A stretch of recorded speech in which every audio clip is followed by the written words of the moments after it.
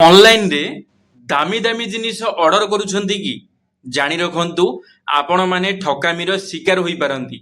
आपणको e commerce वाला ठकी देई पारंती। भुवनेश्वर जड़े महिला जी की तांको निज पिला पई छोटो डीजे बॉक्स टी मगैथिले किंतु तांको पाखरे पहुंचीथिला गोटे माटीर पत्थर।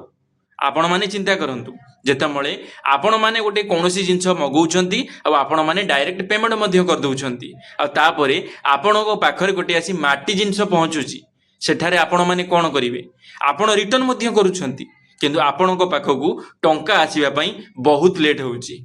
तो सेथि पई आपण माने जानि रखंतु केबे भी हेले आपण माने फ्लिपकार्ट हेउ मेसो हेउ कि अमेजन हेउ एसबु जिंसरु दामी जिंस मगांतु नाही। जदि भी दामी जिंस मगौछंती ताहेले आपण माने कैश ऑन डिलीवरी रखंतु।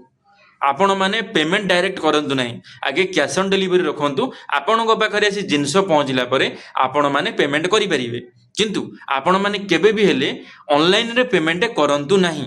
तो सेथि पई आपण माने सावधान होई जांतु। यदि वीडियोटी आपण मानकु इन्फॉर्मेटिव लागि थिबो मते फॉलो करि देबे, लाइक करि देबे, शेयर करि देबे। धन्यवाद। जय श्री जगन्नाथ।